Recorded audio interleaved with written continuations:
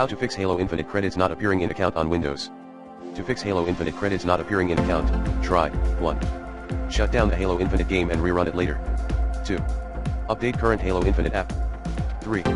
Log out, clear cache and temporary files and log in again into the Xbox app and Steam. 4.